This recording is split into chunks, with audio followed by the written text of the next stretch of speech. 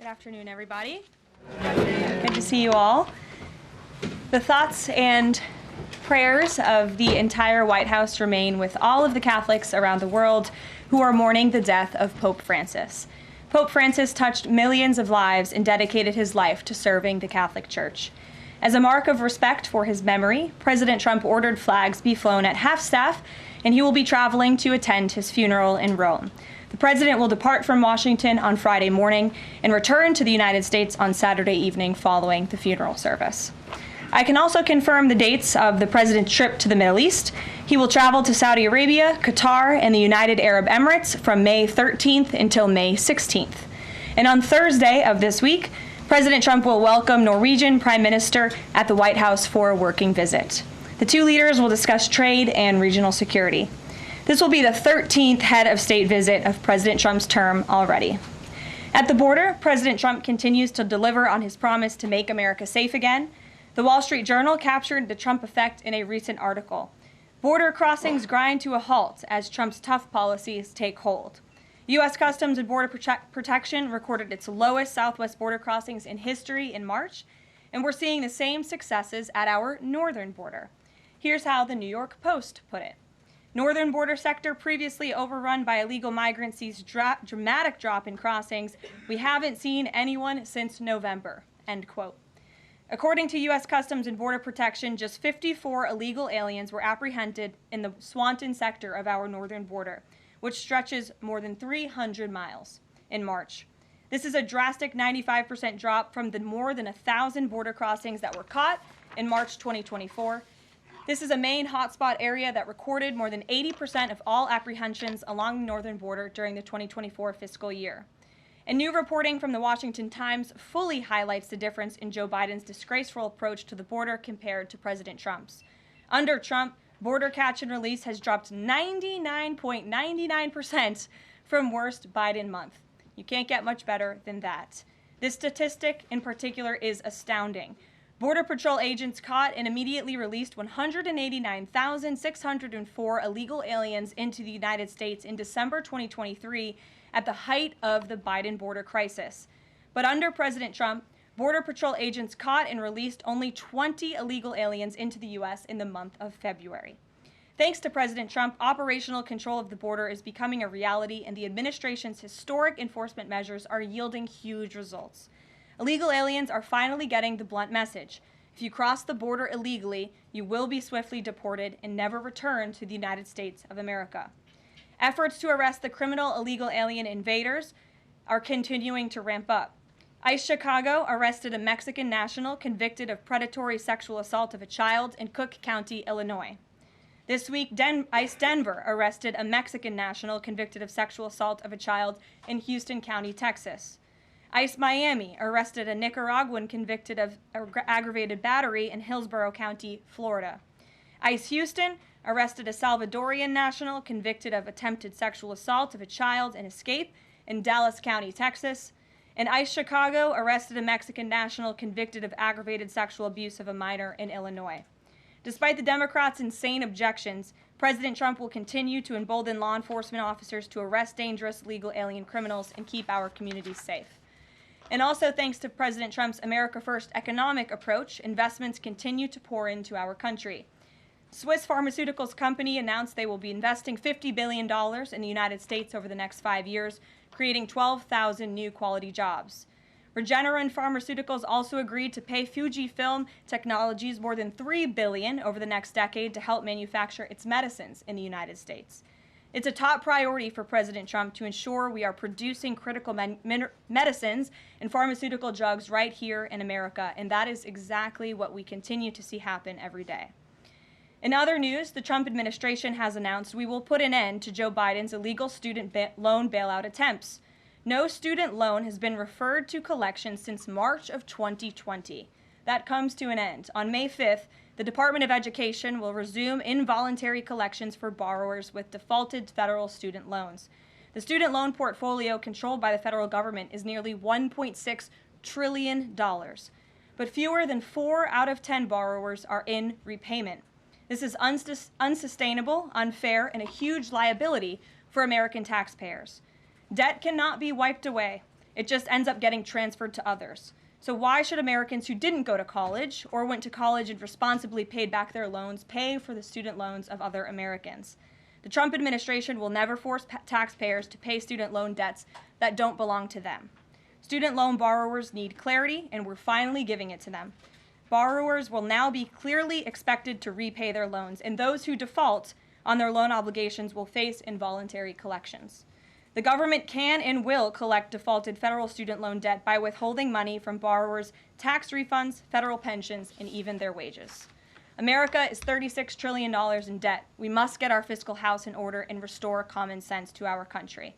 If you take out a loan, you have to pay it back. It's very simple. President Trump will not kick the can down the road anymore. Before we open it up to questions today, I want to commend our pool photographer who is in the room with us today. ABC News photojournalist Melissa Young is retiring after 44 incredible years on the job, covering here at the White House.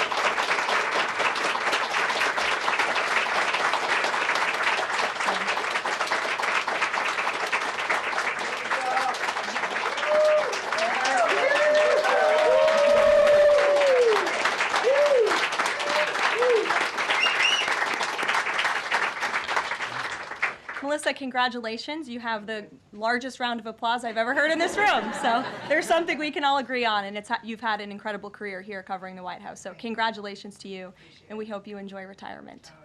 I'm sure you will. And everybody else in the room will be very jealous of you as you're enjoying your rest. All right, let's get to it. We have an individual in our new media seat today. His name is Tim Pool. He's a political commentator and a media entrepreneur with millions of followers, a very big platform. Currently hosts Timcast IRL, a daily news and discussions show, and The Culture War, a weekly podcast exploring cultural and political issues. His programs feature in-depth conversations on topics such as free speech, censorship, identity politics, and societal change, often engaging with a diverse range of guests. He's in Washington today because we are also hosting a local media row across the street in the Eisenhower building, which is a testament to our commitment to bring new voices into the White House to cover the president and this administration. So Tim, why don't you kick us off today? Yes. Many of the news organizations that are represented in this room have marched in lockstep on false narratives, such as the Very Fine People hoax, the Covington smear, and now what's being called the Maryland Man hoax, where an MS-13 gang member adjudicated by two different judges, I believe, is just simply being referred to as a Maryland Man over and over again. Now, in an effort from the White House to expand access to new companies, you've created this new media seat. So I'm wondering if you can comment on following this expansion, you've had numerous outlets disparage the companies that you've had sit here, as well as the reporters. I'm wondering if you could comment on that unprofessional behavior, as well as elaborate if there's any plans to expand access to new companies. Sure. Well, we certainly welcome diverse viewpoints in this room, which is one of the reasons we have you in here, and there's many new faces in this room in comparison to the previous administrations. We want to welcome all viewpoints into this room. We welcome unbiased journalists who really care about the truth and the facts and the accuracy, and you rightfully pointed out the Maryland Man story, which I, from this podium, when The Atlantic published it, on that very first day, I came to this podium and said, this is wrong. The press in this room have this story wrong, and we have seen more and more evidence come to the table that we have had all along. We were always right. The president was always on the right side of this issue to deport this illegal criminal from our community. And it is despicable to see the media continue to refer to this individual as someone who is just a peaceful man living his life in Maryland. This was and always has been an illegal criminal, an MS-13 gang member, and a designated foreign terrorist. And the administration maintains our position to deport these individuals from our community. So thank you for being here, Tim. It's great to see you. Thank you. Dasha, why don't you kick us off? Thank you, Karoline. You're welcome. I really appreciate it. I have two questions, one on the Pentagon and another on the economy. You said on Fox News that the entire Pentagon is working against Secretary Hegseth, but the people who were fired were Hegseth's own guys. So how do you square that, and what do you say to concerns that that's bad management? They were Pentagon employees who leaked against their boss to news agencies in this room, and it's been clear since day one from this administration that we are not going to tolerate individuals who leak to the mainstream media, particularly when it comes to sensitive information. And the Secretary of Defense is doing a tremendous job, and he is bringing monumental change to the Pentagon. And there's a lot of people in this city who reject monumental change, and I think, frankly, that's why we've seen a smear campaign against the Secretary of Defense since the moment that President Trump announced his nomination before the United States Senate. Let me reiterate, the President stands strongly behind Secretary Hegseth and the change that he is bringing to the Pentagon, and the results that he's achieved thus far speak for themselves. Is there an FBI investigation into the leaks? The Secretary said that these people would be prosecuted, so is the FBI investigating? You'd have to ask the FBI, you have to ask the Department of Justice on what they plan to do, but certainly we take leaks with the utmost seriously across this administration. You've seen people fired from the Department of Homeland Security. The President has made it clear it's an unacceptable behavior. And on the economy, Karoline, Peter Navarro said that it's perfectly possible to do 90 deals in 90 days. We haven't seen one just yet. How soon might we see a deal, and what evidence can you share that progress is being made in these trade negotiations? Sure. Well, I spoke to our entire trade team this morning. There is a lot of progress being made. We now have 18 proposals on paper that have been brought to the trade team. Again, these are proposals on paper that countries have proposed to the Trump administration and to our government. You have Secretary Bessent, Secretary Lutnick, Ambassador Greer, NEC Director Hassett, and Peter Navarro, the entire trade team, meeting with 34 countries this week alone. We are moving at Trump speed to ensure these deals are made on behalf of the American worker and the American people. And just yesterday, it seemed to get a little bit lost in the news, and I think it's a disservice to the American public that it did. The Vice President announced terms of reference for a trade deal with India. That is a big deal. We know when we look at the numbers, the monetary trade barriers and the non-monetary trade barriers from India, they have been ripping off the United States and American workers for a very long time. So the fact that the Vice President with Prime Minister Modi on that trip in India announced these terms of reference, which is essentially a framework to move the ball forward to sign a good trade deal between our two nations, is great progress, and it speaks to the work ethic and the real labor that's being put into this effort by the President's trade team. Sure. Go ahead. Does the proposals that you talk about, is that enough to extend the pauses on these reciprocal tariffs, or does the President need to see, these deals inked and signed to offer any sort of additional extension beyond the 90 days? Well, look, ask me in July when the deadline hits. I know I'll be answering those questions from all of you in this room. There's a lot of time left, and the President's trade team is working, again, at Trump speed as quickly as they can to ensure that these deals can be made. Are any of those conversations yet with China happening? I actually do have something to share on that. I asked the President about this before coming out here, and he wanted me to share with all of you that we're doing very well in respect to a potential trade deal with China. As I mentioned, there have now been 18 proposals in more than 100 countries around the world who are wanting to make a deal with the United States of America, and the President and the administration are setting the stage for a deal with China. So we feel everyone involved wants to see a trade deal happen, and the ball is moving in the right direction. Sure. Setting the stage for a deal with China, what does that mean? Has the President spoken directly with Xi yet? I don't have anything to read out on a direct talk between the President and President Xi, but we will continue to keep you updated. And Secretary Bessent reportedly today told investors that this trade standoff with China he expects will be de-escalating soon because, as he described it, reportedly the situation is unsustainable. Is the President considering taking steps to de-escalate the situation with China? Again, I just read you words directly from the President of the United States. Those are moments ago. That's where his head is at right now. Karoline. Sure. Caroline, I had two questions, one on immigration and one on China. First on immigration. Roughly how many illegal immigrants and aliens do we have in our country, and how many does the administration plan on deporting? Sure. Well, you'd have to ask the Department of Homeland Security for a specific number, but we suspect it's definitely in the millions, perhaps upwards of 20 million people that were allowed into the country illegally by the previous administration. And the President and his team are focused on deporting as many as we possibly can, and they are moving as quickly as possible. The President's team has made it clear we need more funding from Congress to do more. We need more ICE agents out on the ground doing this very important work. And we also need rogue district court judges to stop acting as judicial activists, trying to block the administration from deporting illegal criminals from our nation's interior. The American public elected the president to do this, and he's following through with that promise. And we have over 250,000 Chinese nationals in our country right now on student visas. Does the administration believe there's any national security concern when it comes to those over 250,000 Chinese nationals in our country? Well, as you know, when it comes to foreign visas, the Secretary of State has the right to revoke visas of those who we feel are acting in a adversarial way to our foreign policy interests here in the United States. He has that authority according to the Immigration and Nationality Act. So I would defer you to the State Department for any individual case, but they are looking at individuals who are given the privilege of being on a visa in our country, and if they are acting, again, adversarial to our foreign policy interests, their visa can be revoked, and they should be aware of that. Sure, go ahead. Yes, I'm calling on you. Thank you, Caroline. You're welcome. Over the last few weeks, several countries have warned their citizens about travel to the U.S., and the Department of Commerce's own stats know that from a lot of countries, the number of visitors is falling. Does the White House have any message for people that might be reconsidering business or tourism travel to the U.S.? Where did you see that report? With the statistics coming from the Department of Commerce. Said what? It's hard to hear you. Sorry.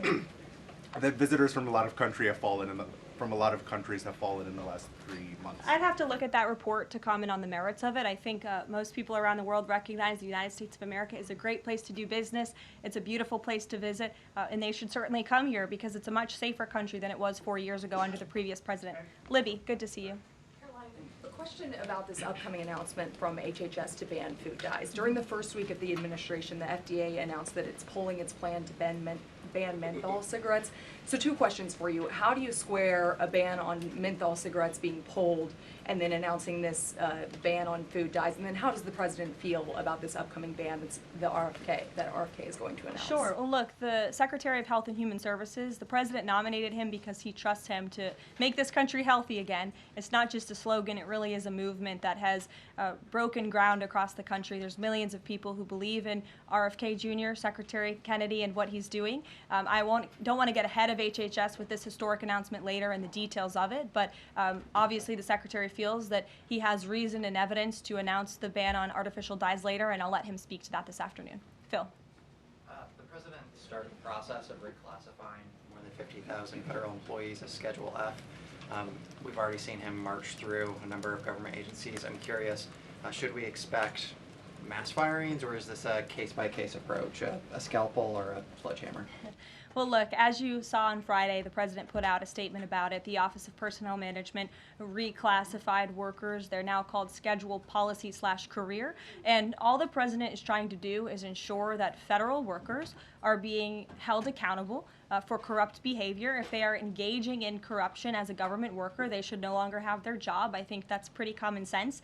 He also believes that bureaucrats should be acting in accordance to the will of the American public, who duly elected this president. Not just this president, but all future presidents. If you work for the government, you should be adhering to the will of the American public and advancing the administration's goals and interests. And if you are not doing that, then you should go find another job whose interests you align with. So as for specific firings, I would defer you to the specific agencies, but the president in this move and Office of Personnel Management, it will make it easier to get rid of rogue bureaucrats who are engaging in corruption. And then another quick question about Sure. Google, real quick. A federal court ruled last Thursday that Google's dominance of online advertising and ad tech markets violated U.S. antitrust laws. I know the president has spoken to a number of folks in big tech, and Google CEO was even at his inauguration. I'm curious, what is the president's reaction to that court ruling? I'll have to ask him, and I'll get back to you, Phil. Thank you, Caroline. You're welcome. John. Thanks a lot, Caroline. Some economic questions for you. Kevin Hassett has been a key economic advisor to the president in both of his terms. In 2022... And he still is. And he still is. He was just in my office. Absolutely. In 2022, he said that the independence of the Fed is super important. That's a direct quote. Is that something that the president subscribes to? Does he still believe in the independence of the Federal Reserve? Well, look, I think the president has made his position on the Fed and on Powell quite clear. The president believes that they have been making moves and taking action in the name of politics rather in the name of what's right for the American economy. The president has the right to express his displeasure with the Fed, and he has the right to say he believes interest rates should be lower. He believes Americans should be able to borrow money cheaper than they currently are right now. And I also spoke to Kevin Hassett about the Fed as well, and he has called into question the Fed's independence and whether they are actually doing things, again, out of the best interest of the economy, or are they doing it for partisan reasons. The president wants to see interest rates lower. He has made that quite clear. We've also seen, if I may, I'm sorry, one more, Karoline, just about, I said 2 economic questions, about the dollar. We've seen the dollar at multi-year lows versus the euro and other currencies around the world. Is it the administration's policy for a strong dollar? How does it view the dollar versus other currencies around the world? The president wants to see the dollar remain as the world's reserve currency for our long-term fiscal stability and our economic growth. He's been quite clear about that. Sure. 2 questions. And then to the woman behind you, who I haven't seen before, welcome. Go ahead, Mary. Earth Day and then the Supreme Court, if that's okay. That's right. It's Earth Day. Yes. Happy Earth Day, everyone. I saw the president truthing about the garbage pileup from China in the Pacific, and then I believe Lee Zeldin is headed to San Diego to investigate the pile of sewage from Mexico. Can you speak to what the White House has planned for Earth Day and anything in that arena? Sure. I do have points from the EPA. Administrator Zeldin's doing a fantastic job, and they are always sharing their accomplishments with the White House, which we very much appreciate. He will be traveling, I believe he's in California today, for sewage situation. Here you go. Administrator Zeldin met with his Mexican counterpart to discuss steps Mexico needs to take to ensure the water entering the United States is clean and safe.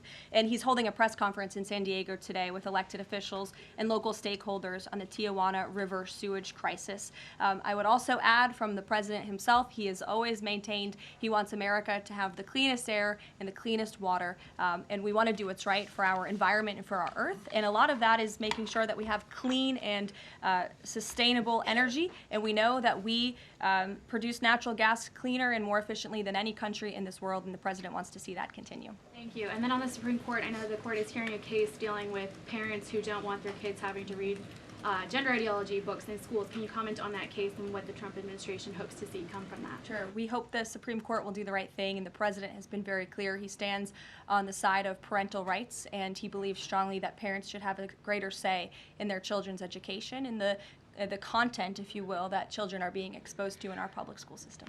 Sure. Go ahead. Caroline, thank you. Hi. I'm Karoline with World News Group. The administration ended some temporary protections for Afghans, including several hundred Christians who have been punished by the Taliban.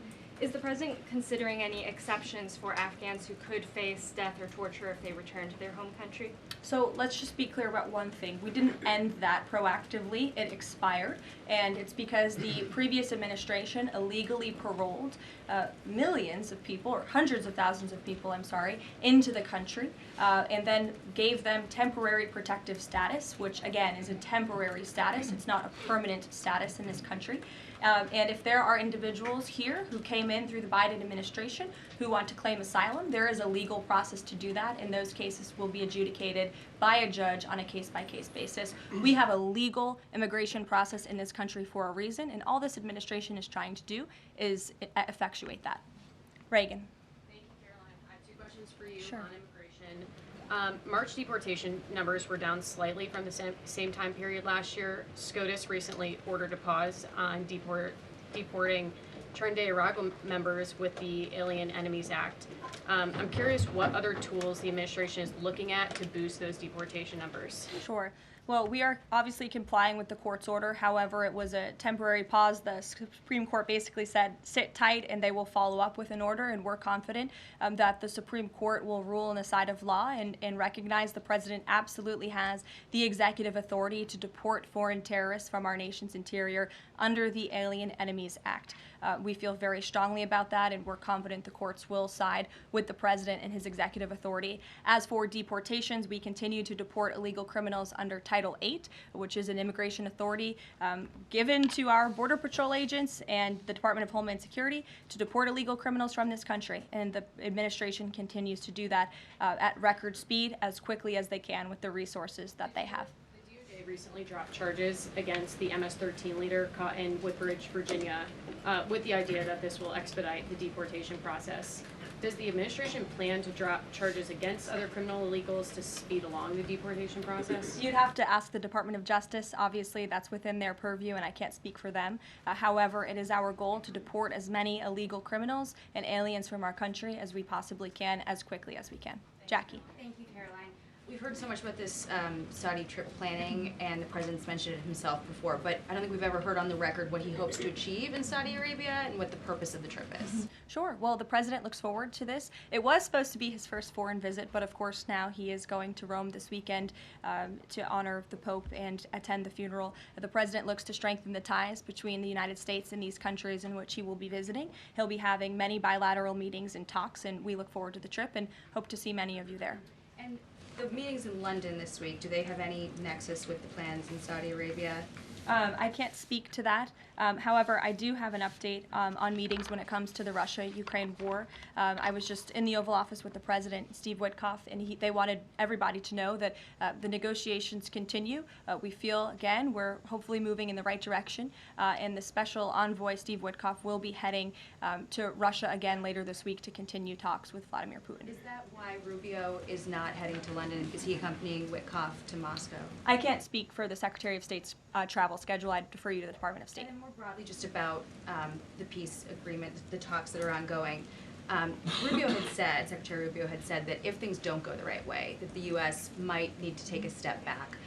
What does stepping back look like? Is that a step back from brokering peace, or would that imply a broader withdrawal from U.S. support for Ukraine and the war? Look, I think it would be unwise for me to broadcast that from this podium. Ultimately, that's a decision for the president to make, but he's made it very clear he wants to see peace, he wants to see this war end, and he wants to stop the killing on both sides of this war, and he's been very clear about that for quite some time, and he has grown frustrated with both sides of this war, and he's made that very known. Karoline, Brian. thank you. Thank you, Caroline. Last week, the president talked about nonprofit groups, specifically taking on crew, and he hinted that there could be further actions taken against nonprofits. Does the White House have any plans for any sort of actions against NGOs, nonprofits, or other similar groups? Is any of that coming up? Is that being worked on at this time? I'll have to check in with our policy team and get back to you. Sure. Thank you, Caroline. Travis Gilmore with the Epoch Times. Are some colleges using taxpayer funds to further political agendas? And what is the administration's response to Harvard's lawsuit? Sure. Well, the president has made it quite clear that it's Harvard who has put themselves in the position to lose their own funding by not obeying federal law. And we expect all colleges and universities who are receiving taxpayer funds to abide by federal law. It's quite simple. And the president made it clear he's not going to tolerate violations of federal law. He's not going to tolerate illegal harassment and violence towards Jewish American students or students of any faith on our campuses across the country. And so we will be responding to the lawsuit in court. And again, it's quite simple. If you want federal dollars, obey federal law. And just to quickly follow up on China, any response to reports that China is targeting U.S. trade allies with potential retaliatory measures for supporting U.S. agendas? I think the numbers and the sheer number of countries that have reached out to the United States and reached out to this administration to cut good trade deals speak for themselves. The entire world knows that they need the United States of America and they want to do business here, and so we'll stay focused on cutting good trade deals on behalf of the American worker. Stephanie. Thank you, Caroline. Can you give us any additional details from the president's call with Netanyahu today? I did speak to the president about it. It was a good call. They spoke particularly about Iran and the negotiations that are underway with Iran and the United States. And the president has made it very clear repeatedly, but I'll reiterate, there is no daylight between the United States of America and the state of Israel. He stands strongly behind our ally. He's made it quite clear when it comes to Iran that we want to see a deal, and Iran has a choice to make. But the president has also made it very clear, and he reiterated that in his call with Prime Minister Netanyahu today about the need for Iran to never obtain a nuclear weapon. I do have one more bit of news that I would like to share with all of you. Just give me 1 second to find it. And it's in regards to the terrorist attack that took place in India earlier today. The president has been briefed by the National Security Advisor, and he's being kept up to speed as more facts are learned. What we know already is dozens were killed and even more were injured in a brutal terrorist attack in a popular tourist location in South Kashmir. President Trump will be speaking with Prime Minister Modi as soon as he possibly can to express his heartfelt condolences for those lost. And our prayers are with those injured and our nation's support for our ally, India. These types of horrific events by terrorists are why those of us who work for peace and stability in the world continue our mission. So we'll give you a readout of that call later this afternoon. There's a lot of work to be had. You may hear from the president later this afternoon as well, and we'll see you all later. Thank you. Were any Americans among those dual American citizens? We'll keep you posted.